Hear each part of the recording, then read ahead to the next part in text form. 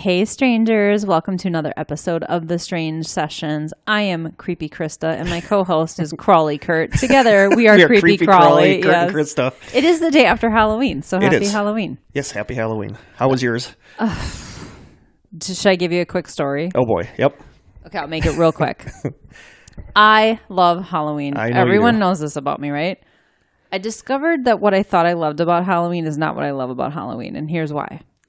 So my husband and I lived in a neighborhood where trick-or-treating might be a little scary for not what you think. We didn't live in the greatest neighborhood, so we never participated in trick-or-treating. We always kept our light off because basically we didn't want to get mugged at our front door. Exactly. So we bought this new house. We're in this awesome new neighborhood. We're like, oh, right, we're looking forward to trick-or-treating this year. So we're all ready. It's a 3-hour deal here where I live, 4 to 7.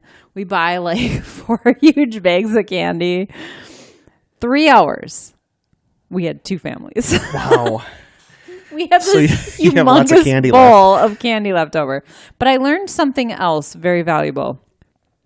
It's not Halloween or the trick-or-treating that I love. I actually don't like the trick-or-treating. It was very stressful for me waiting for people to come to our door. And when I saw people coming, I was like, Jim, you go to the door. Like, I'm an introvert. I don't like talking to strangers. I don't like people coming to my house. So I don't know why I thought I would look forward or like trick-or-treating so much. I realize Halloween for me is the decorating of the house, the watching of the scary movies all month long, and the build up to Halloween. But I don't actually like Halloween. That's interesting. So it was kind of ironic. You like it in theory. You like the theory of Halloween, not the practice. Yes, the idea of it. I don't like the actual trick-or-treating. Interesting. But at least this was kind of a good experience for us because next year we're just not going to bother. Yeah. I'm not spending 3 hours standing around waiting for people to show up and only have 2 people come. Just be one of those people that put the bowl out on the I don't like that either. The porch and just help yourself. That's not trick-or-treating to me. Plus, I would drive by and take the whole bowl. I haven't given you my address yet. That's right. I still don't know where you live. No, I have to have you over. So, yeah, next year we're just going to shut the curtains and turn off the light and watch a scary movie. Sounds nice. We did watch It's the Great Pumpkin, Charlie Brown last night. Which is a classic. So, yeah. But we had a minor disagreement about it before we started recording.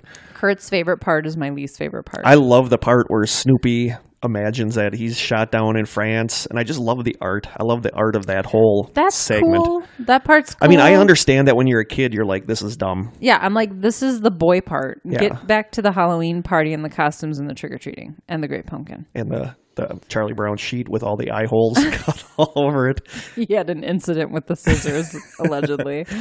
I love It's a Great Pumpkin, Charlie Brown. I do too. Just the music. The second that music starts, you're like a kid again. And it's so great. I think I mentioned it on here that I listen in my car. I listen a lot to Peanuts music. Really? Yeah, I have. I think it's their Christmas one, or they have like a greatest hits where it's a lot of. It's the Halloween music. It's the Thanksgiving music. Yeah. I really, really like the Charlie Brown jazz. I do too. Music. I love the Christmas one, like the old Christmas tree, or the whole thing. I love it all. Cool. All right, that's my short Halloween story. But otherwise, how was your Halloween? I don't think I did anything. I sat home and. You don't think so? It was last night. You don't remember? Well, that's true. Might have been a really good night, Kurt. No, I got a pizza and. Was it shaped like a pumpkin? I could have got one shaped like a pumpkin, but I didn't. Papa Murphy's does that. Yeah, that is where I got my pizza from. Of course. I didn't do that. I just had pizza, and I think I watched MASH, and I think I went to bed. Not even a scary movie. That's all right. I went to bed early, and I watched on YouTube something to do with my story today that we're going to talk about later. A little research. I'm really enjoying the new reboot of Sabrina on Netflix. I haven't watched it. I didn't watch it a whole lot when it was out because I didn't have cable growing up. And I thought it was on cable. I don't remember. I never watched the old one. Maybe I don't remember it. Maybe I just didn't watch it. But I'm actually really enjoying it. It's a little bit darker than the original. I've been really enjoying American Horror Story this season because it's the second season of The Coven Witches, and I love The Coven Witches. Oh, sure. And I don't remember. This happens every time. I need to pull up Facebook. I don't recall who recommended that podcast, The Confessionals. Yeah. And I've only been listening to this one episode, but it was giving me legitimate chills on my way to work today. So thank you for recommending that. Whoever you are, I'm so sorry. I probably should write notes. Yeah, we got to do better note taking with this. We're just terrible at this. I think we need a secretary. Because we do. We need a secretary. We need an intern. Josh Carpenter. Thank you, Josh. As an intern, you'll be unpaid, but you can eat whatever we don't like for the taste test. Yeah. Lots of pickle juice. I love pickle juice. Do you have any shout outs? We do. We're going to shout out our new strangers, who are Tina McGann-Ginn, Brian Young, who wrote an awesome message on our stranger page, Jessica Disholland, who wrote a great recommendation for us, and someone with the strange name RBSBB. It's very cryptic. It's very cryptic. I can't talk tonight. Cryptozoology. Also want to give a huge shout out to Ann Scanlon Sawyer, who sent us an amazingly sweet email, and she's not on social media.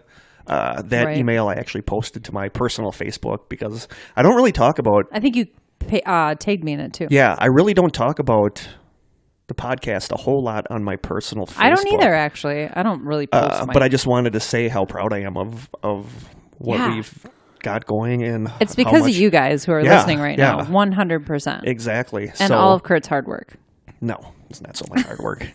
I just make all this stuff up. I don't even do any research.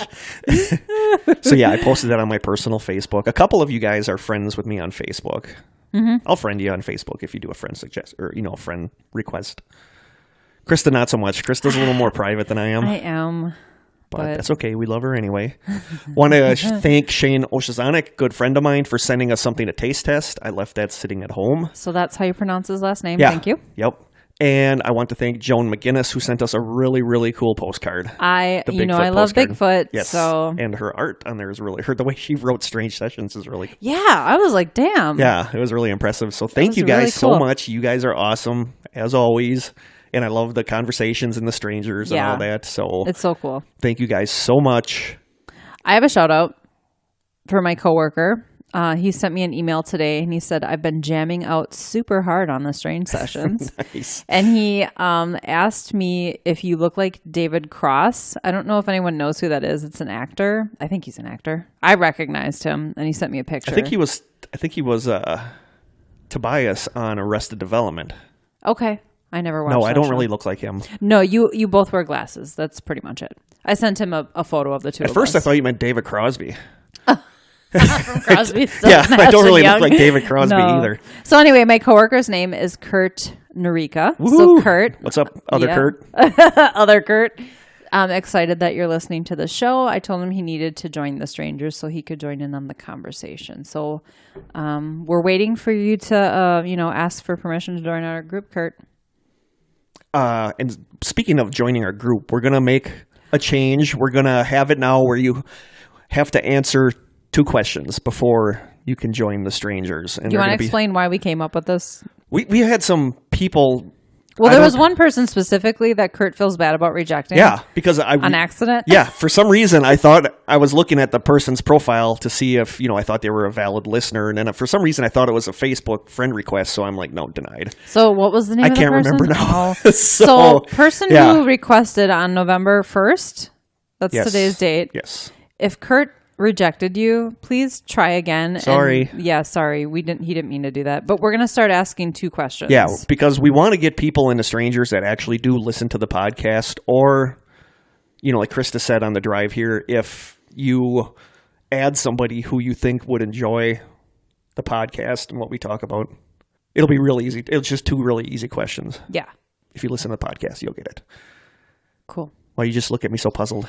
Because if they don't listen, they won't be able to answer the questions. So they'd have to get the answers from whoever is recommending them. That's true.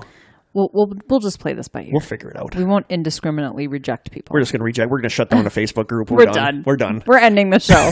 Stay strange. Oh, man.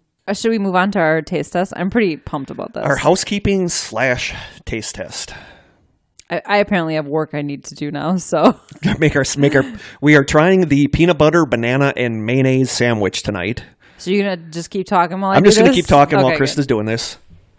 I don't think either of us are really frightened of this because this is it was a popular food down south. And we want to give another shout out to April Adams Moses for sending us the Duke's mayonnaise. Good Southern mayonnaise. Krista is opening and tasting right now. Is it more eggy than usual? I'm very particular about mayonnaise, so I wanted to know what this... You want to do that? Take a little on your finger and... It's not a sweet mayo, which I don't like sweet mayos. It's very tangy and it's very tangy, savory. but it's really. I like it. I feel like it's way more subtle than like a Hellman's or anything like that. It's actually really good. Yeah, I like it. All right, Dukes. All right. Oh, we forgot to give a shout out to Bridget Morowski. I know we mentioned her last episode, but I believe her new podcast went live today. Woohoo. So if you're into vintage or you just want to check out a new podcast, it's called My Vintage Life with Bridget Morowski. Bridget's awesome. And yes, she is awesome. And I think it's on Spotify for sure. Yes. I don't know what other platforms it's on. So, but check it out. We're excited. I can't wait to listen to it. I haven't listened yet, but I promise I will. Okay. Don't mind me while Krista's putting together the sandwich. Yeah, we can put like sandwich making music. Sandwich making. I don't know what that would be, but we don't want the butt. No butt. What? The butt always gets thrown out my window for birds. Really? Yeah. Okay. I don't even know if I know anybody that eats the butt of My husband will. The bread. Oh yeah. This is bread talk with Kurt and Krista. I'm picking the smallest nanner. I'm sorry, we call these nanners. I have never called never called them a nanner. My Lucy Lou, my dog, loves nanners. She's a big old fan. Now, are you a little slices, or do you slice and then do long slices? Little slices. Okay. I'm the opposite. Seriously? Mm-hmm. I like long slices. You can do that then. I'm easy. That's okay. Oh boy. Kurt's easy. You all heard it here. I am easy like Sunday morning. Easy like Sunday morning. I don't like the butt of the banana either. That's why I have a dog. She eats the butt. I never thought about that. I always eat the butt of the banana. You want the butt? No, I don't want it now that you got me thinking about it. Kurt no longer likes banana butt. Nope. It's a nice freaking toaster. It is a nice toaster. It's keeping me warm. Put it under your chair. Krista is warming herself over the toaster. It's not even that cold in the room. It's freezing in here. How much peanut butter do you like and how much mayo do you like? A lot of each. Okay. Oh, Lord. Technically, I think we're supposed to be putting a piece of lettuce in between there. Oh, hell no. But I want the mayo and peanut butter to mingle and become friends. I don't want to separate them. Crust to crust is a must, people. Crust to crust is a must. I've never heard that. Jeff Morrow, Food Network. Just the sight of peanut butter makes me drool. I love peanut butter. I love peanut butter too. Okay, I'm gonna have to. We are using Duke's mayo that was sent to us so lovingly by April, and Skippy peanut butter because I was looking for Jiffy. I could not find Jiffy anywhere. I'm going in with the mayo. This is gonna be fun. Ooh, my tummy just growled. Wow. Yeah. Hey, if I see mayo and I see peanut butter, my stomach is gonna growl. So, do you want a triangle cut or a square cut? Triangle's the way to go. I agree. I gotta take a picture before we mow into this. I'm excited. Okay. I need a napkin. Oh, I got a napkin. I feel like it's gonna be way less interesting than we think it's gonna be. I think it's going to be really good. All right, we have our very beautifully made sandwiches. Oh, thank you. Good job, Krista. It's 2 pieces of bread and some stuff in the middle. And are you ready? I'm ready. I'm going to smell it first. Okay, I'm going to smell it too. It mostly just smells like bananas. It mostly smells like peanut butter. You ready? I'm ready. Let's go. Go.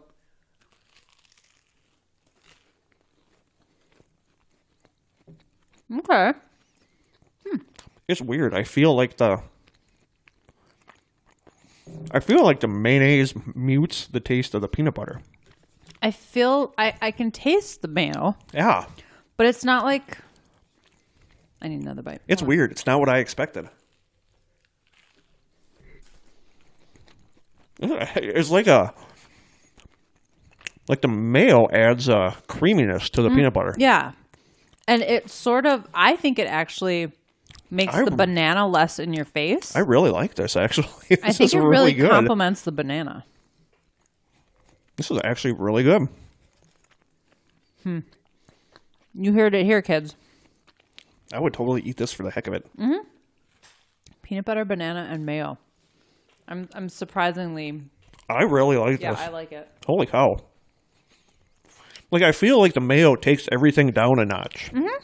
It's not as peanutty, and it's not as well, like cuts banana-y. through the sweetness of the but it adds butter. it adds like a smoothness to it, like I don't want to say savory because we say savory all the time, but it does add like though. It adds like a little savoriness to it.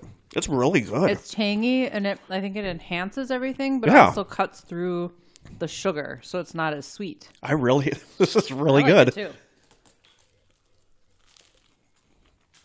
Huh. Those people down south are onto something. They are. This is seriously really good. And I like the mayo.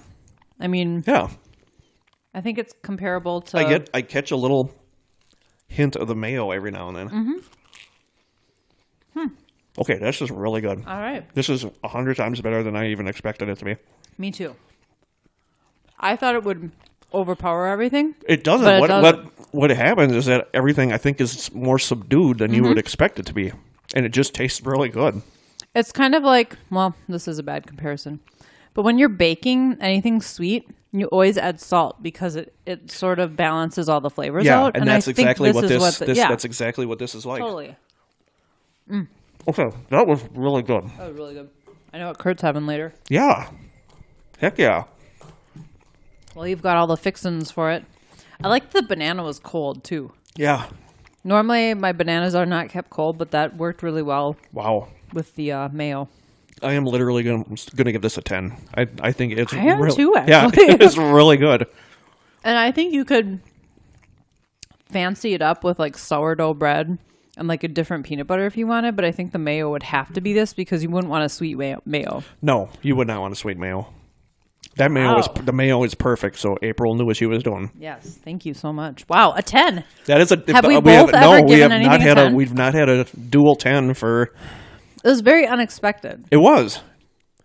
I expected it. I don't know. It was the opposite of what I expected. Yeah. I expected everything to be more overpowering together, but it wasn't. It was the exact opposite of that. Because you hear peanut butter, banana, and mayo, and you're like, what? I think I might be eating those in the very near future for lunch. I really like those. Pretty darn good. Here, should I throw that out? The empty plate. Not anything else. It's a clean one. We'll keep that. Thank you so much for sending that, April. Yeah, thank you. And is she the one who suggested this in the first place? I don't remember. A couple people did because Brittany posted it, and we were like, that was really good. Wow. I would, like I said, I would totally try that with like an artisanal sourdough. Ooh. And I buy like the peanut butter that's just peanuts. There's nothing else in it. I get the old school Skippy. Old school Skippy. Creamy, never chunky. No, that is. I do love the smell of peanut butter. I do too. It is such a good smell. Wow, that was amazingly good. Holy cow. Well, that was an enjoyable, titillating 20. I'm kind of surprised that we don't have places up here that do that. That I have never seen that in my life suggested as a sandwich that people ate. I've never even heard of it. I've seen, like, we were talking on the way here, where I just was somewhere that had a peanut butter in a burger, and I don't remember where it was. Oh, but I've had a couple. That's like peanut butter is a very common thing, I think. Yeah. Peanut butter bacon cheeseburgers are amazingly good. I love peanut butter bacon cheeseburgers. And somebody on our Facebook in the Strangers said that they had tried a hot dog with peanut butter on it. And I grew up eating toast with peanut butter with a slice of ham on it. So that's like a normal... I never heard of until the drive here when Krista told me that. It's something about the salty and the sweet, and it's just a good combo. You got to warm the ham up, though. Cold ham on a peanut butter toast is not good. No. FYI. Should we get to our main We need to quit our jobs and open up Kurt and Krista's peanut butter mayonnaise sandwich shop. Sure. I'm down. Okay. Self-employment is my dream. Yeah, mine too. No employment is my dream. Just keep buying those lottery tickets. I do, and I don't win anything. I know, us too. So as you guys know, today is our third My Favorite Mini Mystery episode. So Krista and I each picked a story that we didn't think warranted a full episode, maybe. So we each bring one to the table. And mine actually turned into confusing little situation because I totally had something else picked for mine. And then I was researching it, and what I had picked is a story that I have loved ever since the first time I heard it because I was super fascinated with it. And I thought it was cool that you don't really hear a lot about it. So I was researching it, and then finally I was like, you know what? I want to save this for like a full episode. So then I picked something else, which is what I'm going to be talking about tonight.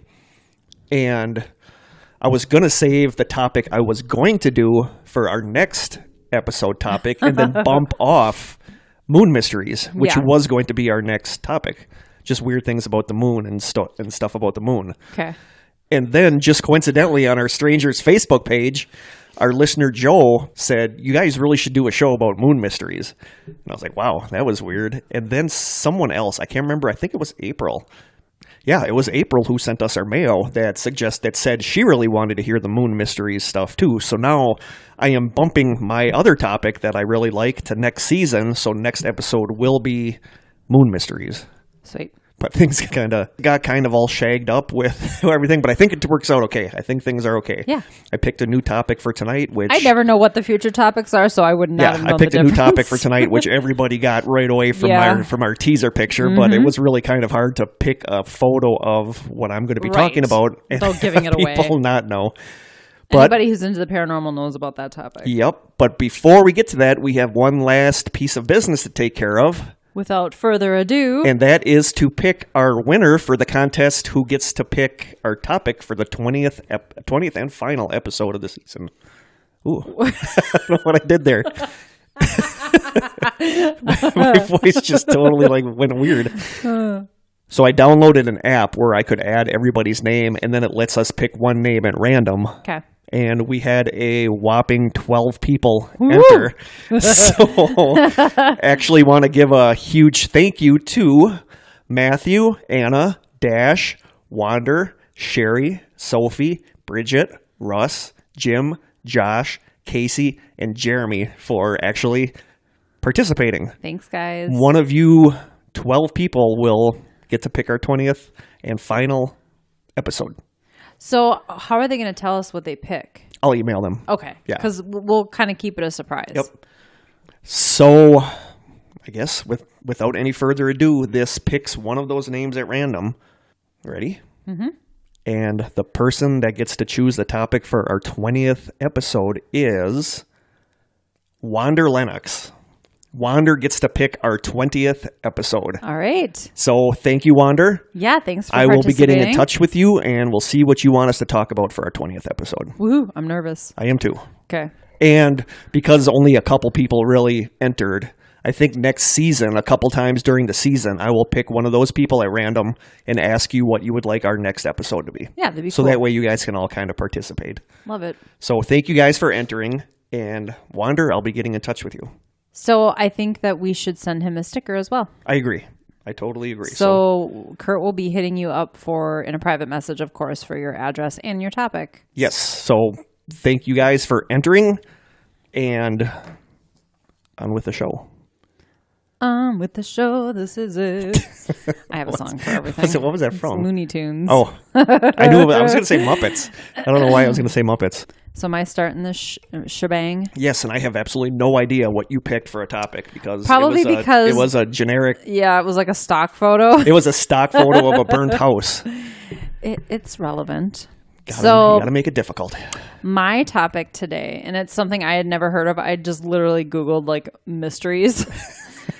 And it's about the Sodder children. Ooh, the Sodder family. Was it the Sodder murders? Mm-hmm. Yes. Well, I don't know if they were murdered. Yeah, no, it was. Yeah, I remember hearing this. I believe I heard this on Thinking Sideways. Okay. So here we go. Are you ready? I am ready. All right. On the night before Christmas in Fayetteville, West Virginia in 1945, the Sodder family, which included George and Jenny Sodder and 9 of their 10 children. So I believe they had an older son who wasn't there. They were asleep in their house after celebrating the holiday. Around 1 a.m., a fire broke out, and while George, Jenny, and 4 of their children escaped, the remaining 5 children were never seen again. So after taking stock of the children that had escaped the fire, George assumed that the following kids, Maurice, 14, Martha, who was 12, Lewis, who was 9, Jenny, who was 8, and Betty, who was 5, were all still in the house. Apparently, he tried to save them by breaking a window to climb back into the house, and he sliced his arm open in the process. But he couldn't see through the smoke and fire, which had already begun to consume the lower floor of the house, which is where his bedroom was with his wife and, of course, the rest of the living quarters. When he went to rescue the kids through the windows of the upper bedrooms, the ladder that he always kept propped against the house was missing. So he decided instead to drive one of his 2 coal trucks up to the house and climb on top in order to reach the windows. However, even though both trucks were working fine the day before, neither would start. His daughter, Marion, who was 17 at the time, ran to a neighbor to call the Fayetteville Fire Department but couldn't get an operator to respond. A neighbor who saw the fire also called from a nearby tavern only to receive no response. The neighbor ended up driving into town to find the fire chief, F.J. Morris, who initiated Fayetteville's version of a fire alarm, which is basically the chief calls somebody and they call someone and they call someone. Wow. Like, that's how it worked back then. That's efficient. So even though the fire department was only 2.5 miles away, the crew didn't arrive until 8 a.m. So if you remember, I told you the fire started around 1 a.m. Yeah. It wasn't until 8 a.m. that the fire department showed up. Damn. So by then, the house had already been reduced to probably similar to what that photo looks like. Yeah. So the surviving Sodders assumed that the 5 children had perished in the fire, but after a brief search of the home and grounds, no remains or even traces of remains were found. The fire was eventually attributed to faulty wiring. Even though no remains were found, the coroner's office issued 5 death certificates just before the new year, determining causes of death to fire or suffocation. How is that possible? I don't know. If there were no bodies or any kind of remains to examine, how can they determine a cause of death? This makes no sense to me. That doesn't make any sense. I just find that really strange. So at this point, George and Jenny began to question whether or not their children were still alive. And they started to piece together a series of really kind of odd occurrences that led up to the fire, which include the following. A stranger had appeared at the home a few months earlier asking about hauling work. And I assume that means in a truck, hauling work, because he had coal trucks. So he must have had a business like that himself. This guy wandered to the back of the house, pointed to 2 separate fuse boxes and said, "This is going to cause a fire someday." George thought this was odd, especially since he had just had the wiring checked by the local power company, and they had determined that the wiring was fine. Huh. Around the same time, another man had come to the house trying to sell the family life insurance. When George declined, the man became angry, saying, quote, "Your goddamn house is going up in smoke and your children are going to be destroyed. You are going to be paid for the dirty remarks you have been making against Mussolini." Wow. So George and Jenny were immigrants from Italy. Yeah. And George was very outspoken about his dislike for the dictator and often engaged in heated debate with other members of the Fayetteville Italian community. Another odd thing that happened, the older Sodder sons recalled noticing a man parked along U.S. Highway 21, intently watching the younger kids as they came home from school. It doesn't say when that happened or if it happened more than once, but it was something that stood out in their minds. Yeah. Around 12:30 a.m. Christmas morning, so that would be the morning that the fire started, about a half hour before, I guess. After everyone had gone to sleep, Jenny was awoken by the telephone.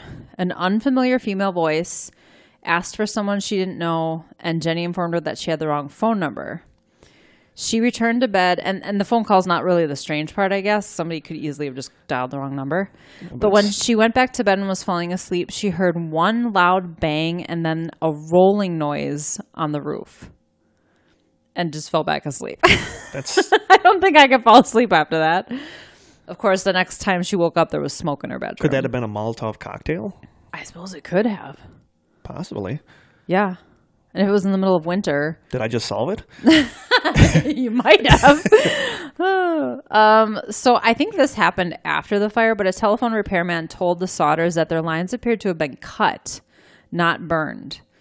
I'm not sure if that was after the fire, but that seems logical because why would somebody mention that the wires weren't burned before a fire? Yep. I got most of this information from the Smithsonian website, nice. So I figure it's pretty credible. But I did grab a couple small details from other sites. A witness came forward later saying that he saw a man at the fire scene taking a block and tackle used for removing car engines. Could this be why the 2 coal trucks didn't work when he went to start them, but they had been working fine the day before? Maybe the batteries had been removed or at least messed with. Yeah. And Jenny, after the fact, spoke to an employee at a crematorium who informed her that bones remain even after bodies are burned for 2 hours at 2,000 degrees. Their house burned to the ground in 45 minutes. Yeah. So there 100% should have been remains. I wonder. Okay, go on. So after this, there started to become reports of sightings. Yeah. So a woman claimed to have seen the children peering from a passing car while the fire was in progress. Another woman operating a tourist stop between Fayetteville and Charleston, which is about 50 miles west of the Sodder home, said she saw the children the morning after the fire, claiming she had served them breakfast.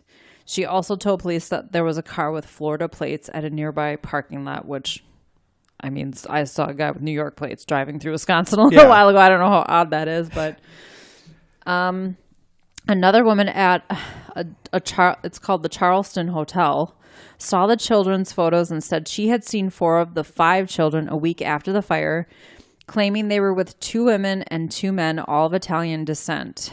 Apparently, the entire group rented one large room with several beds.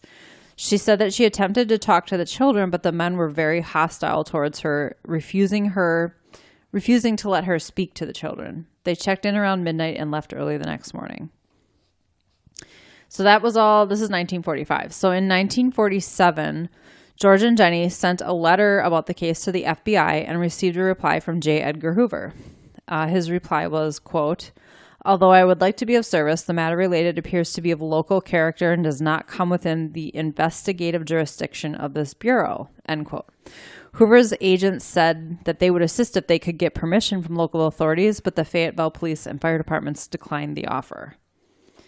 Which is strange. That is strange. The Sodders would eventually hire a private investigator named C.C. Tinsley, who discovered that the insurance salesman who had threatened George, if you remember, he was the one who was mad about Mussolini. Mm-hmm. Mussolini. Jeez. Mussolini, thank you. Wow. If it's not in front of my face, I can't pronounce it. Was actually a member. So this man was a member of the coroner's jury that deemed the fire accidental. That's a little fishy to me. That is very fishy.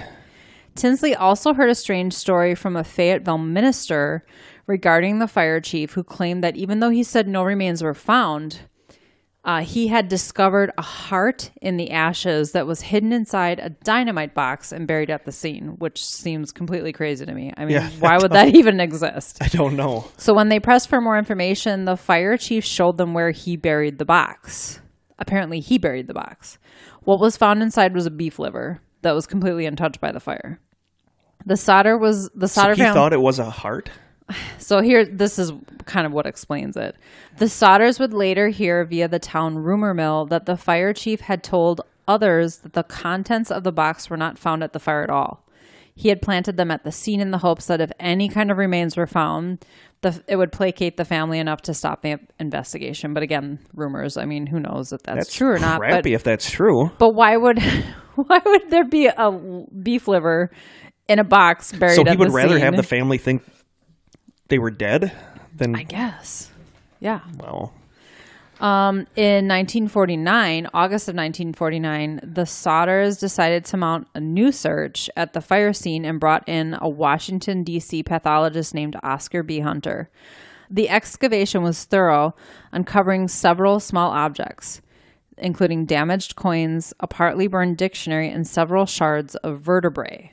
Ugh. Hunter sent the bones to the Smithsonian Institution, which issued the following report. Bear with me. Quote, "Oh boy. The human bones consist of 4 lumbar vertebrae belonging to one individual.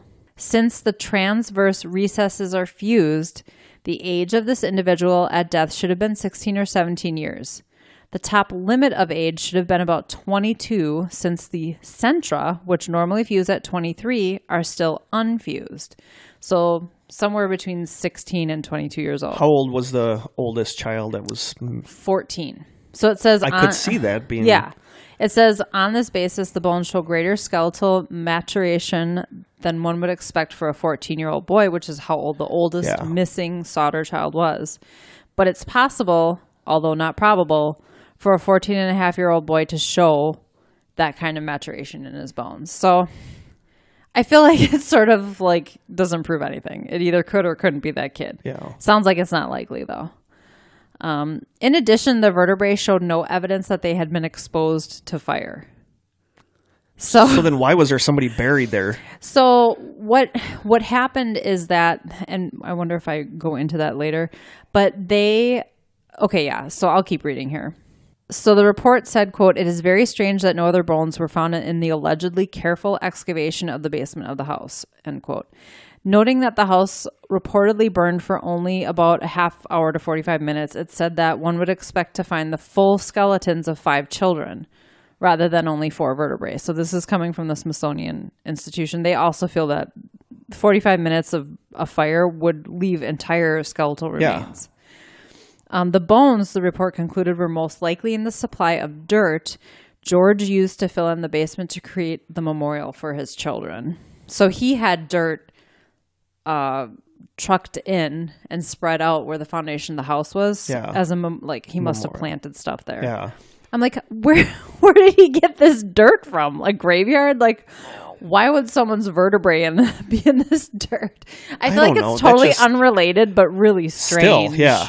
Like, really strange. The Smithsonian report prompted 2 hearings at the Capitol in Charleston, after which Governor O.K.L. Patterson and State Police Superintendent W.E. Burchett told the Sodders their search was, quote, hopeless, and declared the case closed. Undeterred, George and Jenny erected a billboard, and if you search this story, just the Sodder children, you'll get lots of pictures of this billboard. It had a picture of each of the kids on it. It was erected along Route 16, and they passed out flyers offering a $5,000 reward for information leading to the recovery of their children.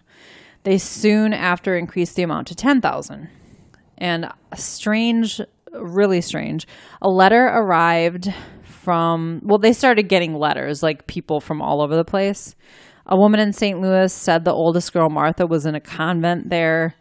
Another tip came from Texas, where a patron in a bar overheard an incriminating conversation about a long ago Christmas Eve fire in West Virginia. Someone in Florida claimed the children were staying with a distant relative of Jenny's. George actually ended up traveling the country to investigate every lead and came back empty-handed.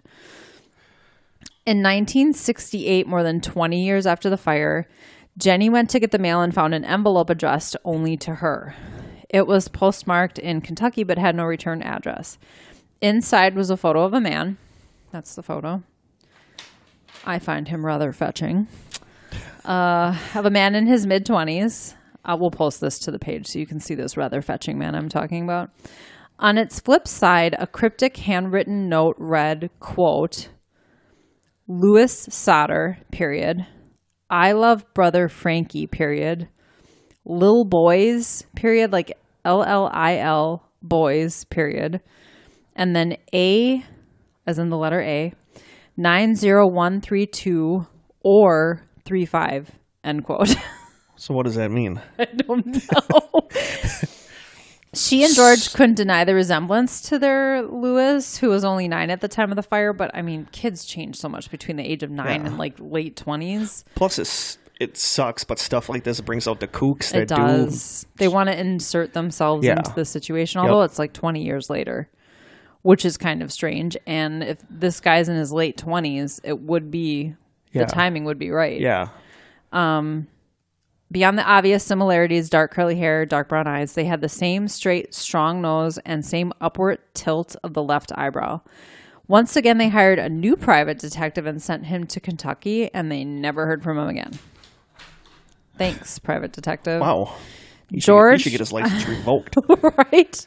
We should be private detectives. We should be private detectives. We'd be I'm cool. terrible at research, though. I'm good at research. I'm just not good at chasing people. Oh, I'd be terrible at that, too. Okay. I did get a speeding ticket a few weeks ago, though, so maybe I've seen every episode of Magnum P.I., so... Well, that's something. I think that's I've all watched you need. those CSI shows. I feel like I could do this. Yeah, we got it covered. We're good. We're good. And I watch MacGyver, so if we have to get out of something, I can make something. We're going to give up podcasting and start a new side hustle, K&K Private Detective Agency. Yep. We'll see. Maybe we'll keep up with the podcast for a little bit. We could do a podcast about our detective work. We could. I think that'd be really good. I need a magnifying glass. I'd listen they all to have it. magnifying glasses. Well, yeah, obviously, and a pipe. All right. George passed away a year later in 1968. The billboard finally came down in 1989 when Jenny passed away. Wow, that was up for a long time. A long time. Her children and grandchildren continued to investigate and come up with theories of their own, which included the following. The local mafia had tried to recruit their father, and he declined, and apparently the children paid the price. Why would they only take half of them? Yeah. Maybe they just meant to kill the whole family in a fire. And So what did he do to the mafia? They tried to recruit him, and he didn't want to be part of it. I don't think the mafia would kill. Probably not. Would do that. Probably. Well, I don't know. I don't.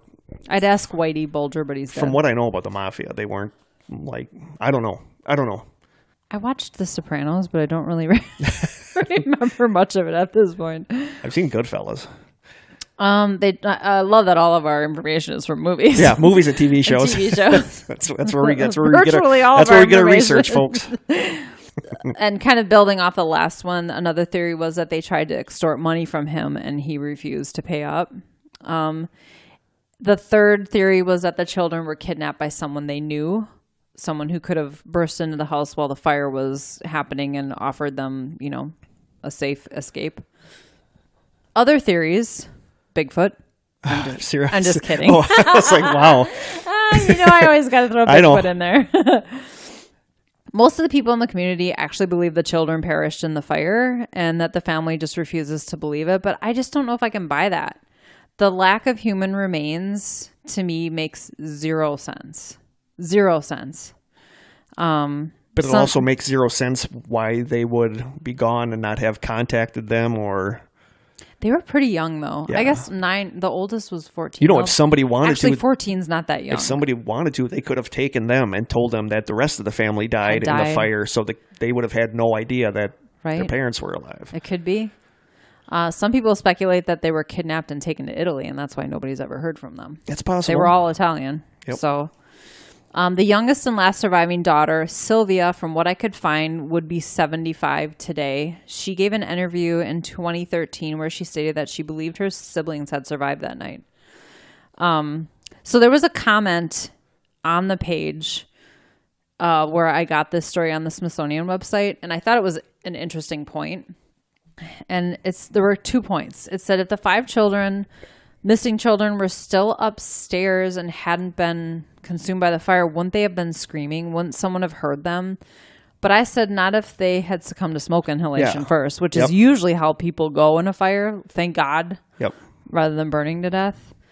And he also, or he or she, whoever this was, said 90132 and 90135 it's a zip code in a Palermo, Sicily area, which is interesting because, Sicily is not Italy, but it's certainly, I think it's like southern, it's below Italy. Yeah.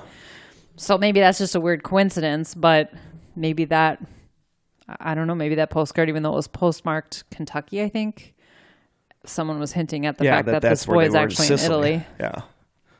Another commenter, and I thought this was really smart, suggested any living family members, if they could submit their DNA to one of the sites that collects your DNA, they can link you up to people you're related to. Maybe one of these people doesn't even know that they were kidnapped. Yeah, that's on a genealogical website and discovers they have a sibling. Yep. Well, the siblings are gone now, the ones that were remaining. No, I don't know if the Sylvia is alive or not. She was, a few years ago was the last kind of interview she did, but I thought that was an interesting suggestion. So, Kurt, what do you think? What do you think happened? I don't know. I honestly do think that the rolling sound they heard on the roof was a Molotov cocktail. I think that whatever they heard on the roof, I think is what burned the house down. And I think somebody intended to burn the house down, obviously, if the wires were cut on the phone. Right. But then that doesn't answer why some of the kids aren't there anymore. I mean, weren't there when it happened. And why would you burn the house down and then save half the kids? Unless they were out of the house before the fire started. Possibly. I mean, we don't know that they were taken during the fire or after the fire. They just know that after the fire started and they took stock of the kids outside, that those 5 were missing. But I could see somebody taking them and saying, no, everybody, your parents, everybody died in the fire, and then having them start a new life. But why burn the house down? So that people would maybe think they had died in the fire. Possibly, but why take the kids? What's the purpose of taking the kids and saving them? Yeah, I don't know. I don't know. That's an answer we're probably never going to have. I don't know. But I've heard of this case before, and it's just... There's enough weird, shady stuff that, like the ladder that was always leaned up against the house is missing. Yeah. The 2 coal trucks that worked the day before wouldn't start. Like, the wires were cut. The strange people coming, someone specifically saying your house, 2 people said your house is going to burn down. Like, that's really specific. Yeah. And the fact that no human remains were found in a house that burned down in 45 minutes. I mean, what did this thing say? For burning 2 hours at 2,000 degrees, there are still bones left. And this is from a crematorium. There have to be remains. And if there aren't, in my opinion, those kids were not in that fire. Yeah. I don't think the kids were in the fire. I don't think really so either. I think but that they are out there it doesn't somewhere. make sense to me why they wouldn't be. Like, why burn the house down and save them? That makes no sense. Yeah, we don't know what the motive is. Unless they wanted to burn the house down to scare the family and didn't intend to kill everybody in the family. But then why would you have cut the wires on the phone? Why would you have done all the other stuff if you didn't want them to... Right. And I think it would be really difficult to kidnap 5 kids in the middle of that's why fire. I do think the kids willingly went, because the person, like you said, we're saying, I can save you, I'll save you from the fire. They went with them, and the person lied to them that everybody else was dead. Or it was before the fire. I'm almost leaning towards those kids were out of the house before the fire was even set. But how were they lured out? Someone they knew. What about the rest of the family? Why did the rest of the family let the kids go? They were all sleeping. It was like midnight. Yeah, but then why were those kids... How did those kids... Well, so the parents' bedroom was downstairs. Yeah. And one of the daughters was actually asleep on a couch in the living room. But if, there were back stairways up to the bedroom where the other kids were sleeping, I could see how somebody on Christmas Eve could sneak up there. Maybe they were dressed as Santa. I don't know. That's a good point. That's a good point. Lured them out of the house, while everyone was asleep. Because there was a period of time... The article said it was about an hour, but looking at some of the timeline, I think it was less than that, where she heard that noise on the roof. She didn't wake up for like another half hour, 45 minutes when she smelled smoke. They could have been out of the house during that time when everyone was sleeping. Yeah. I don't know. I think it makes more sense. To me, it's more probable that they were kind of, shuffled out of the house before the fire, because I think... How would you not notice when you're all escaping, someone driving off with your kids or, Yeah. Kids are taken in the night all the time. Yeah, I don't know. This is just... It's strange. A lot of it doesn't make sense to me. And what's really odd to me, too, is that the town just seems to want to cover it up. Yeah, like they know what happened and don't want to... Yeah, they just want to sweep it under the rug. Which could be mafia related, because they maybe know that that's what happened and they don't want to mess with that. Yeah, they don't want to be the snitches. I don't know. Snitches get stitches, And end up in ditches. So that's my mini mystery. Unfortunately, I think it's going to remain a mystery. I do really think those kids grew up somewhere else not knowing what happened. I think actually Italy is pretty likely, because back in the 40s. But why? Why take them to Italy? I don't understand because they were all Italian. Yeah, but why? What's the point in taking them there? I don't know. Why not kill them? Maybe there was a relative. Maybe they still had... I think it was still pretty common for people to have relatives back at their homeland. Yeah. Huh. I don't know. I don't know. That's a puzzler. I think it's tough because there's no motive. No. Other than that guy who didn't like that he was, complaining about the dictator. but still. Seems a bit drastic. A little extreme, buddy. Yeah, I don't know. Aliens. Maybe it was aliens. It could have been. Could have been aliens. Noise on the roof could have been Rudolph.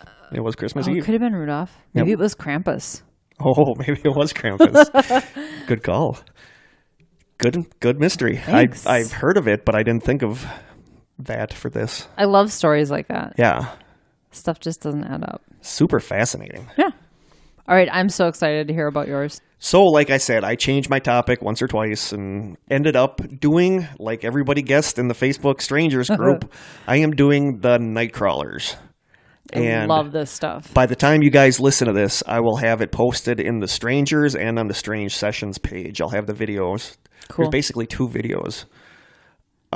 The Fresno one, which is the one everybody knows, and the other one I believe was at Yosemite National Park. So the Fresno one is the one that was investigated on Fact or Faked? Yes. Okay, they actually went to this person's house. That's what I watched last night when I was laying in bed watching that to get my refresher on that. So, I wish that were still on. That was a good show. The first and most well-known... Okay, and go watch the videos if you haven't watched the videos. Yeah, so go watch. It's really weird. Pause the podcast, go watch the videos, and then come back. The first and most well-known sighting of this creature happened in Fresno, California. There are a lot of conflicting reports about the time frame of the Fresno sighting. Some sites claim that it happened in the late 90s, but by most accounts it happened around 2007. According to most accounts, a family living in Fresno, California, installed a video camera looking into their front yard. The head of the family, a man named Jose, was sound asleep one night when he was awakened by the sounds of his dogs barking and just generally going crazy around 2 o'clock in the morning.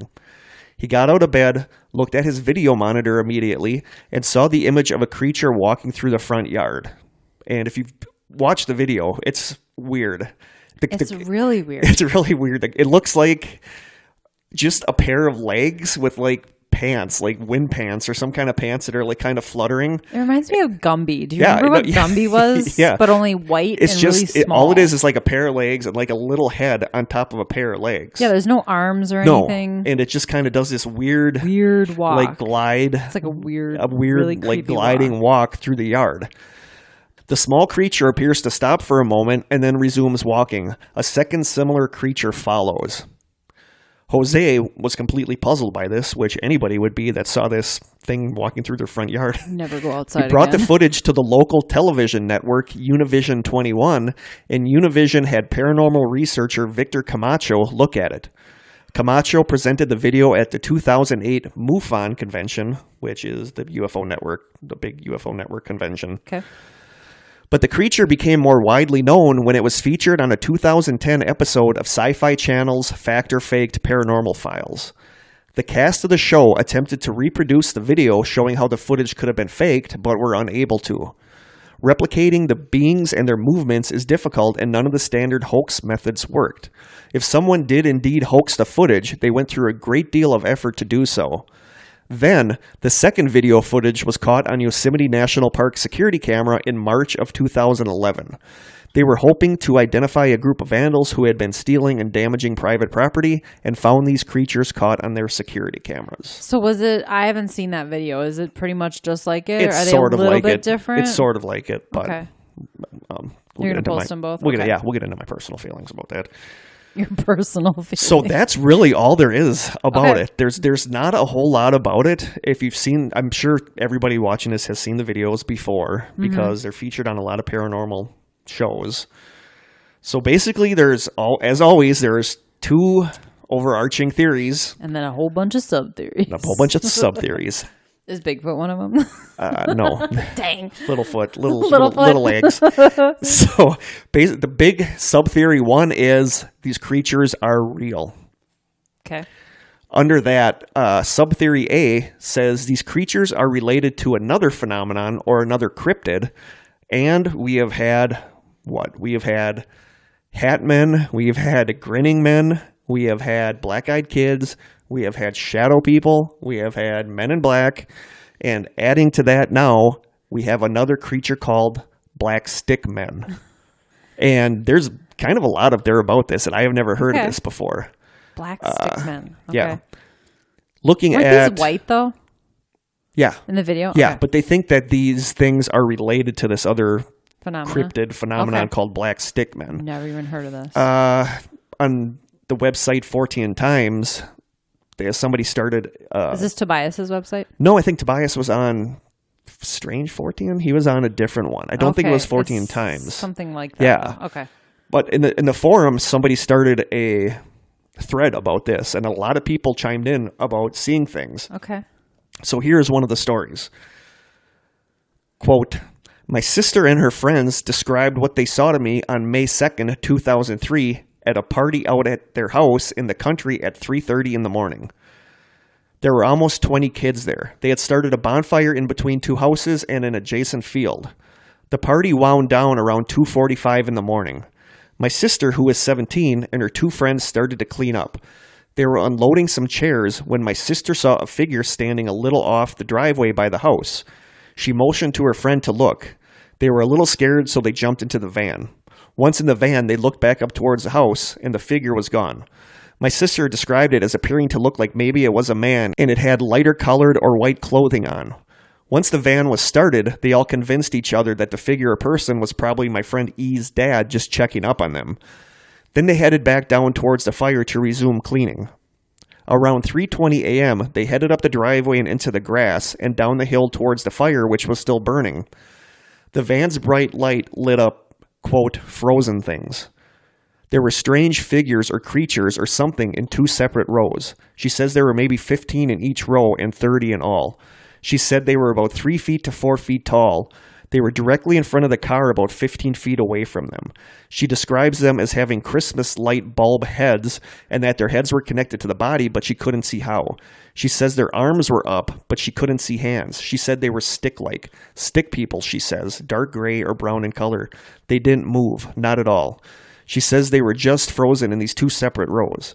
My sister immediately began to cry, and both girls screamed for E to get the car moving. She peeled out, and they headed to town. The girls drove around for 2 hours until they finally got enough courage to go back as the sun came up. She hasn't been able to sleep or eat, and when she told us what happened, she could barely finish a story because she was fighting back tears. To say that she was shaken up is an understatement. Wow. So in a lot of the accounts seriously creep me out. I was reading them on my computer late at night, or late at night for me is like 8 o'clock for everybody else. But it was like kind of creeping me out that basically what people say they see is a stick figure. It's like a child drawing frozen? No, this was just like one example. Okay. But a lot of people say they see it's a stick figure, like a child would draw a stick person. They see it walking down the street. They say that these things glide rather than walk. And when they move quickly, they move with a strange up and down bouncing motion. Weird. Which is creepy. Which is a lot like what those videos depict. Yeah. So they said that it kind of does like this, I think they called it lolloping. It was like this weird bouncy, step. And they are often accompanied by a strong feeling of dread. And they are also sometimes seen wearing an old-fashioned top hat. Well, that's weird. Yeah. So, but everybody says it's basically just a child's stick person walking down the street. And like another example of a sighting came from another website. I don't remember which one. But this one was basically where you would, if you had a strange sighting, you would post it on here and they would report, and it would like a report of strange sightings. Okay. This website said location, Elkader, Iowa. I think it's Elkader, Iowa. Date, February 15th, 2004. Time, 2300. That's 11 o'clock. Yep. The witness was returning to her house after finishing a late-night farm chore when something caught her eyes as she almost reached her door. To her left, she saw a thing running very fast, about 30 yards away from her. Not comprehending what she was seeing, she could only describe the entity as looking like a, quote, stick person. It seemed to turn its head slowly over its left shoulder and look straight at her, and then it took off in a sprint directly towards her. Very upset, the witness ran inside and locked all the doors. It took her 2 hours to calm down. She began to sob so hard that she started to hyperventilate. She never told anyone, including her family, about what she had seen. She felt that the thing wanted her to see it for some unknown reason. Did she say what color it was? No, she just said a stick man. Say what color they were? She said they were dark brown. Okay. I'm just looking dark gray or brown in color. Okay. And she says that it was just a stick person and that it turned its head slowly, looked at her, and then just bolted directly at her. So the story before, though, where she said they were like Christmas light bulb heads. That, I mean, it could seem alien-esque. Yeah. Yeah. For sure. Yeah. Extraterrestrial. That almost sounds like a gray's head, like a gray alien's head. And I've seen depictions of them being very skinny, long, skinny arms and legs. But there are people that have seen these black stick men, and some people theorize that that the Nightcrawlers are... I need to Google a picture now. Are just offshoots of these black stick men. Black stick men. Okay. I never understood how they got the name Nightcrawlers. Deodorant came up. I could see... deodorant. I could see night gliders. I don't think these things are like... I don't understand where Nightcrawler came from. You know what? Okay, so I Googled this, and some of the pictures... Oh, that's weird. Do you see that? Yeah. And that kind of looks like what we see in that video a little bit. Yeah. And this one's really big. Yeah. It reminds me of some of the stick figures that were hanging from the trees in Blair Witch. Yep, exactly. That's creepy. So some people think that these are a creature that are an offshoot of the black stick men. Okay. Sub-theory B, these are Native American spirits. According to Native American tribe members that live near Fresno, the Nightcrawlers are beings that have always lived on Earth, even before human beings. According to these myths, the Nightcrawlers have long legs that allow them to move through difficult or boggy landscapes because they are swamp world beings, and that they are in our world now in order to rebuild a connection between human beings and our natural surroundings. So there's that. Okay. Also, and this shows up a lot when you're researching this, a few photographs have turned up online of tall wood carvings or statues that appear to be created in the shape of the Nightcrawler creatures. Okay. People are trying to locate these statues to discover the story behind them, but nobody can find them. They're easy to see. If you Google, Nightcrawler statues, you're going to see tons of pictures of them. And somehow this always gets tied in with the Native American myths. And I don't know why, because the statues look like somebody just decided, hey, this would be cool to carve this. So I don't think it has anything to do with Native Americans. I think somebody just carved them for the sake of carving them. Sure. And when you look at the pictures, you can see that it looks like they're in somebody's landscape, like a backyard. I don't think this is what you're talking about. No, I don't know what the hell that is. That's what comes up. Yeah. Nightcrawler statue. It's an action figure. Is Nightcrawler like some kind of Marvel thing or one of those people? I think so. Okay. I'm not getting the intended results I wanted. Oh, here's one. Let me see. Fresno Nightcrawler. It's got a face. Yes, and there's creepy. There's like a weird story behind these that apparently somebody in Florida had these photographs and said it was a place in New Jersey, but they were actually taken in California. Nobody really seems to know what's going on with these. And nobody can find them? No, nobody knows where they are. People are out there always looking to see where these are, but I think in the pictures it looks like in somebody's backyard. Yeah. It's like somebody thought it was going to be some public place. And it's always tied up with Native American myth, but it doesn't look like a Native American carving. It looks like some dude was like, oh, this would be badass if I did this. And put it in his backyard. This will freak some people out. This will freak them out, and then put it in his backyard. That's seriously what that looks like to me. Mm-hmm. So I kind of just discount that. They call it like garden art or something. Okay. Also, supposedly in 1931 in, I think it's Blythe, Blythe. Sure. Supposedly in 1931 in Blythe, California, an archaeologist discovered huge glyphs that could be seen from the air. These showed a huge being with long legs and arms with a small head. You could only see these glyphs from the air. The glyph was about 160 feet long from head to toe. Wow. And a lot of people tie that with the Nightcrawler creatures. Just like out in the countryside? I guess. Okay. Yeah. I did look up a couple Google images about it, and I'm not sure if I was looking at the right ones, but I don't really think what I saw looked like the Nightcrawler footage. Some people make connections where there are none. So. I just don't like the name Nightcrawler. No, Night glider. Creepy. Things that crawl around are creepy. That's why. Yeah. Sub-theory C, saying that they're real. Fact or fiction, couldn't prove it was faked. The cast of the show attempted to reproduce the video showing how the footage could have been faked, but were unable to. Can I just point out, though, that they also couldn't prove what the Paulding light was, and I feel like that's been debunked. We'll get there. We'll get to that. A voice print analysis was done on Jose during the segment when he... the weird thing about Jose is originally when he found this footage, he refused to be shown. He didn't want his identity revealed. He didn't want his face shown. Mm-hmm. And a lot of the articles and websites I went to said it was because he was an illegal alien. Uh-huh. But when he was on Factor Faked, is it Factor Faked? Factor Faked, yeah. Factor Faked, he was shown. Right. So was he? So was that was the former FBI agent on that? No. Oh, okay. We'll get to that. But they did do a voice print analysis of Jose telling his story, and they said that the voice print analysis showed he was telling the truth. Okay. So they think that if he believes that it was true, that if it was a hoax, somebody was pulling it on him. Okay. But in a comment on paranormal researcher David Weatherly's website, one of Ben from the cast of Factor Faked actually wrote a comment on there. He said, quote, "It was the second half of my team who was on this case for Factor Faked, so I didn't interview the owner of the original video. It was their opinion, however, that he was being entirely truthful. In fact, he never wanted to come forward with the case or draw attention to himself because he's not a legal resident. To answer the questions of some of your posters, the video was not filmed on VHS. It was captured on Jose's DVR. Many DVR systems have a very proprietary software program which makes it very difficult to download or export from the machine. He filmed the video from his monitor because he couldn't export it and he was worried it would be deleted. I've seen quite a few cases where people have done the same thing because they can't find the codec to read the file. This makes it all the more intriguing. While I find that the second video was most likely CGI, the first video filmed in the yard in Fresno would be very difficult to fake as CGI. The homeowner would have had to be in on it, and he's an unlikely hoaxer.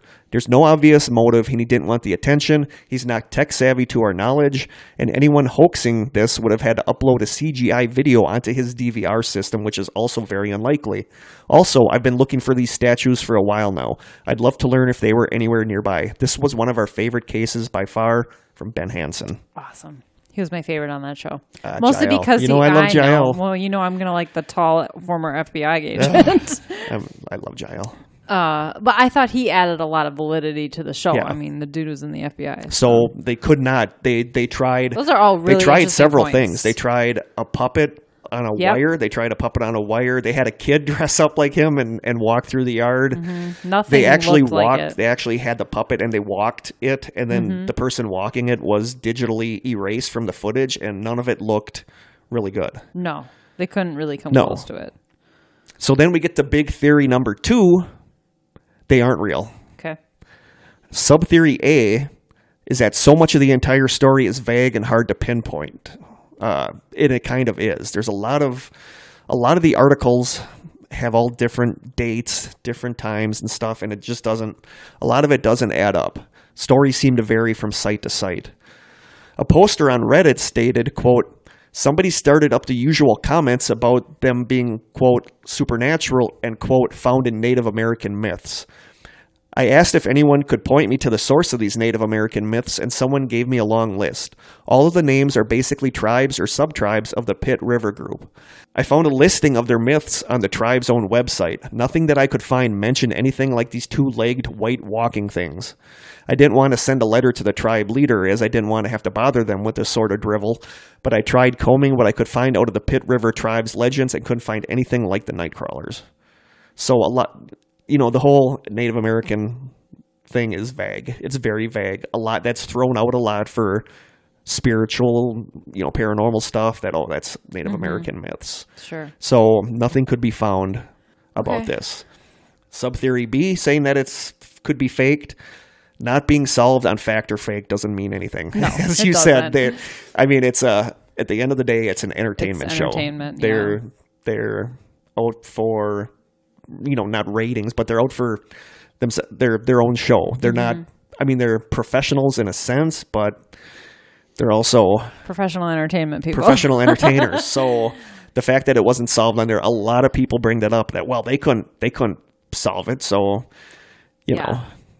And I'm trying to remember, they always did 2. There was always 2. The group would split up into 2, and one would go investigate one thing, and one would go. Was it always like one thing they couldn't prove, and the other they debunked, or were there ever episodes where they couldn't prove, where everything was debunked?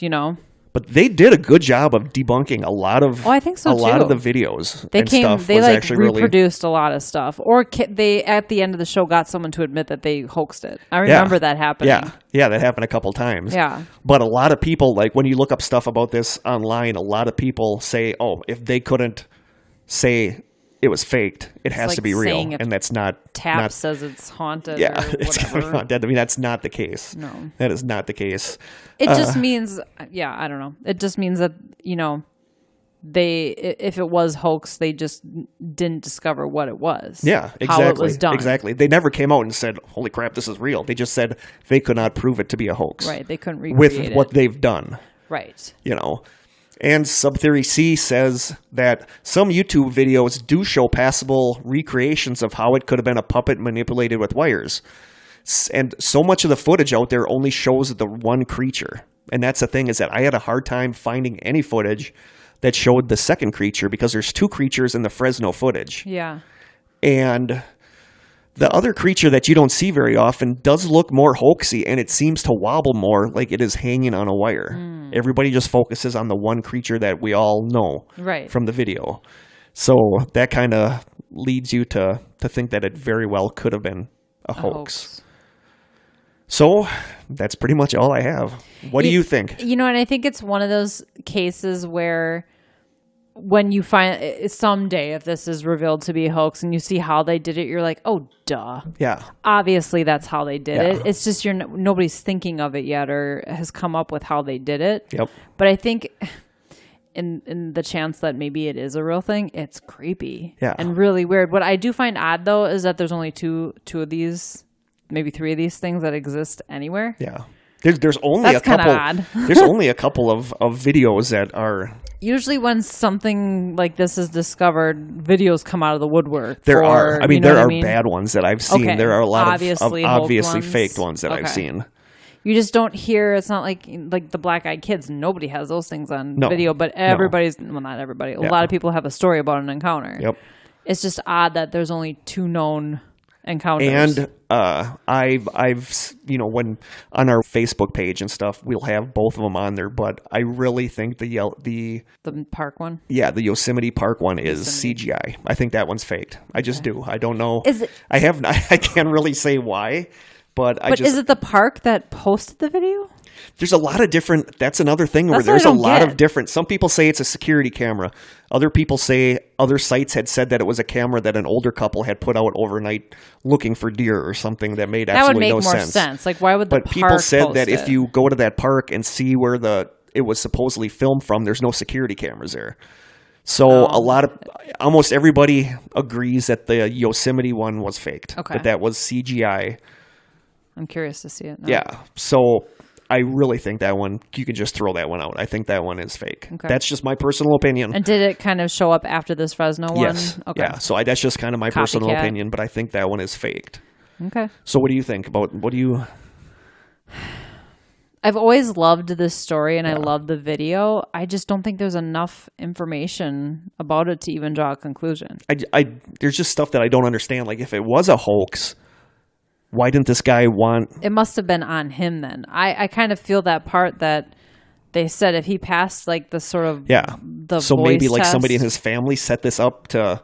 But also the dogs barking woke him up and made him look at the footage. You wouldn't have been able to really plan that, where somebody would have to be like, all right, he's up. Now drag the thing across the yard. The dog? No, the footage. Did he see it himself? Yeah, he saw it on his monitor, and then because he was afraid he was going to lose it, maybe they tried like every night for 2 weeks and it just happened to work. From what I heard, one of the camera people from that news station went there and they used a video camera to record the footage on the guy's DVR. That's why it's always so grainy. Right. Because it's basically footage of footage. Right. So I just don't understand, if it was a hoax on the guy, how would that have been done? Somebody would have to be there to be making the thing. Yeah. Night crawl across the front yard. Yeah. So how would they have known the guy was up watching the monitor? That just. Yeah, I don't know. It would have to be perfect circumstances. Yeah. And why? unless it was the kids like pulling a joke on him. Yeah, that's you think somebody would have came forward by now. I don't know. What do you think? I'm really conflicted on this one because my head tells me that it's a hoax, but my heart kind of thinks it's real. It really does. And I have no explanation. Have you seen any of the YouTube videos that people have done a really good job recreating it? I've seen some. Yeah. Yeah. And I could kind of, there are some pretty decent ones. So I could kind of see it being, but it's just a lot of work to go through. And for what? Right. That's what I don't understand. That is strange.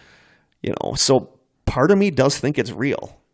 And I feel like if it is real, and I'm not saying with any certainty that it is, but I feel like if it is real, I don't think whatever the creature is that was filmed there is malicious. I don't feel like there's anything it feels evil. Alien to me. It feels alien. That's one of the theories, is that it's an alien. Yeah. You know, but I don't feel like it's malicious. I feel like it's just passing through, basically. Yeah. But those other stories of encounters people had, it was the opposite. It felt very everybody scary. said it came with a feeling of dread, but for some reason I think this it's creepy the way it moves. I mean, it moves in a very unnatural way. Like one of the commenters I saw on a post about it said that it's just like this perfect mixture of being natural looking and still being alien looking. And the movement is like natural, but it's alien. Right. So it's just weird. And like nothing moves like that. No. So if it is a hoax, I don't understand how or why. You know, some people theorize that paranormal Camacho researcher might have been the one to fake it. But why would you do that if you were... some random person? No, that he faked it and wanted Jose to pretend to be the... Oh, did they know each other? No. Oh, yeah. No. See, but there's people, weird. I've seen that thrown out there that they think that was that Victor Camacho. But they said this guy passed like a... Yeah, that's why I discount that. I mean, this is one that at the end of the day, I really don't know. And if he wasn't not here legally, I very highly doubt he would agree to do something like that. Yeah. Yeah, and I would feel like if he's been deported. I hope not. I would feel like if that was somebody doing it to him for a hoax, that he would have came forward to admit that. Or maybe they were doing it to draw attention to the fact that he was here illegally. I don't know. Possibly. It seems very elaborate. Yeah. So like you could just like make a phone call. Exactly. So I really don't know what to think. Like I said, my head wants to say it's a hoax. My heart wants to say it's a real creature. The hoax doesn't make, like, why? And I don't why know. And how? Nobody's really figured out how yet. I don't know.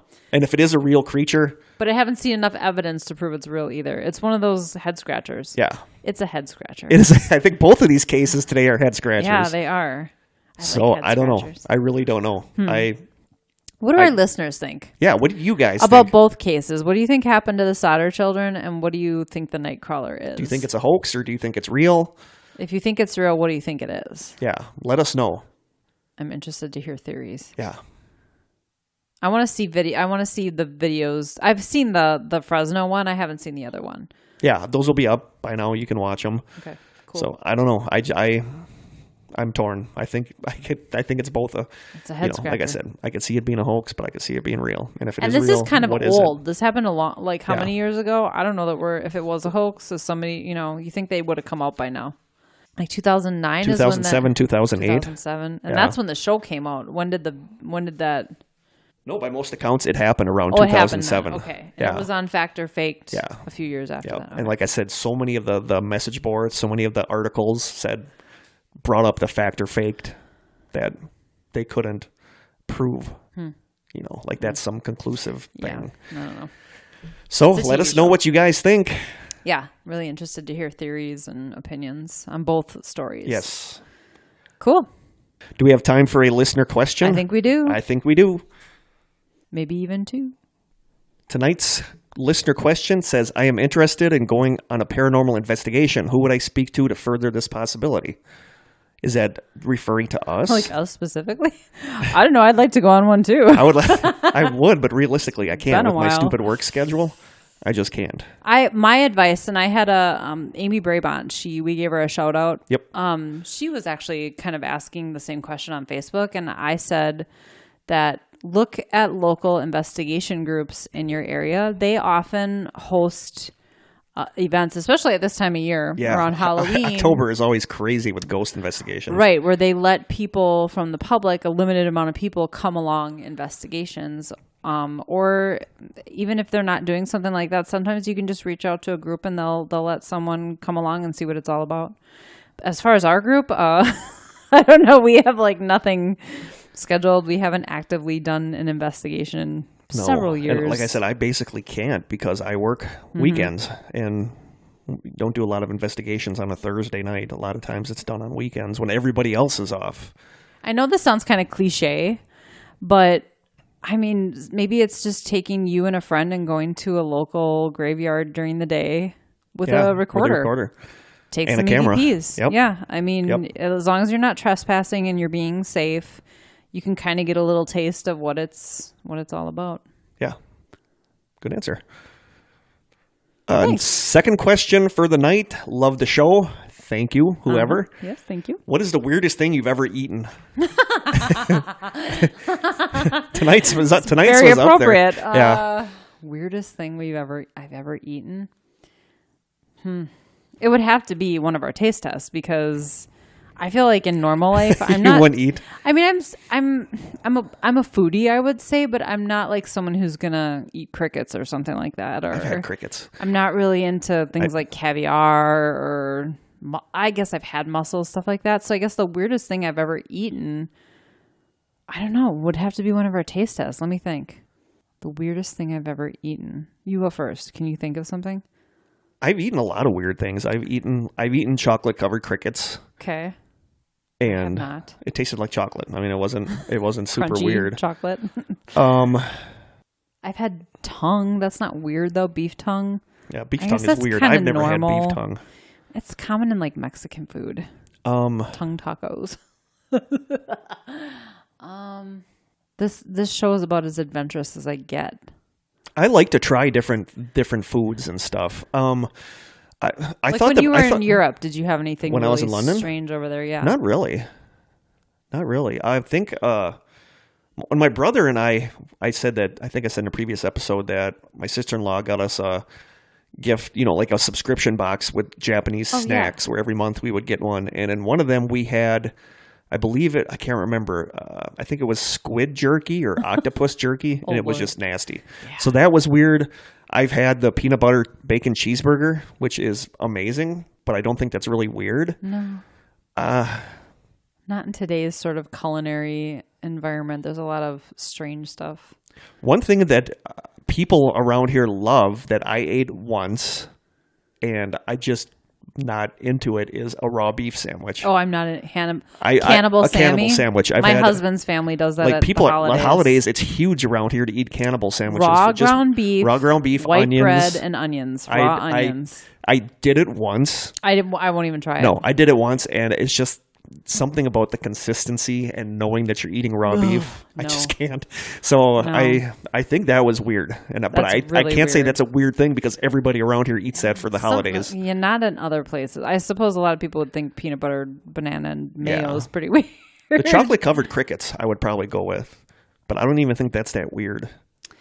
I don't know. I can't come up with a really good answer, to be honest. I feel very boring all of a sudden.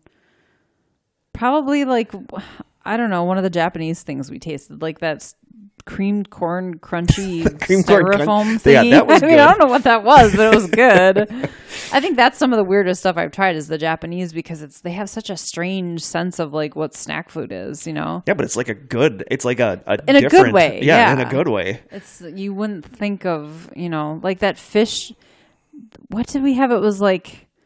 That's probably one of the weirdest things I've ever eaten. We thought it was maybe jerky that had like some kind of nuts on the outside. Yeah, what was that? Was like pork. We still don't really know what the hell that was. That was like good. It was good, but it was like a pork. But it was really weird. Dried pork. I think that's weird that we eat stuff that we have no idea what it is. And we have no way of finding out unless we can figure out how to translate the wrapper. And thank you, listeners, for your concern about me eating stuff that I'm allergic to. I love that. Yeah. At least now we can kind of reference that. We felt safe today. Yeah. So I'm going to go with chocolate covered crickets. I think I'm going to go I don't with think that's that weird. Our Japanese snacks because half of it I literally have no idea what we're eating. The Thai coconut chips with the durian was weird. Oh, yeah. They had that weird undertaste. It had that weird funky... The undertaste, as I like to call it. So, I don't know. Good questions again, listeners. Thank you. I don't know. Maybe it's yet to come. It's probably yet to come. Someone's going to send us something it's probably yet to come. Before I forget, I have to wish my brother Ryan a happy birthday. Today is his birthday. Happy birthday, Ryan. He listens to the show. I'm going to call him later tonight and say hey, but I know that once he gets caught up on the episodes, he'll be happy to hear that we wished him a happy birthday. Yes, happy birthday. So, I don't know. On that note, I think we're done. Yeah. Check us out on, Facebook, Twitter, Instagram. Yep. Rate us on iTunes if you care to. Oh, also, hold off now on the taste test items because this season is rapidly drawing to a close and we are good with the taste test items for the rest of this season. So after the holidays, if you're interested in sending us something, start that up again in the new year. We're always happy to get postcards, though. Yeah. Postcards you can send 24/7. We love our postcards. Totally. And we need a bigger whiteboard for our postcards in the old school media studios here. Cool. So it's like officially pretty much dark out now. It is pretty much dark out now. And the next time we do this, it will be dark out because daylight savings time is this weekend. Oh, I forgot about that. Yep. I hate daylight savings time. I do too. I like getting that hour. Yeah. But it just messes me up. Yeah. And it messes my cat up because then she thinks I should either be up or should be sleeping. And their stomachs don't know that there's been a time difference for sure. My stomach doesn't either. So what the heck? It's true. Maybe that's just time for me to make a peanut butter and mayonnaise and banana sandwich. Sounds good. Because those were fantastic. That was good. So thank you so much for listening. You guys are the best. And until next time, from Krista and I, stay strange.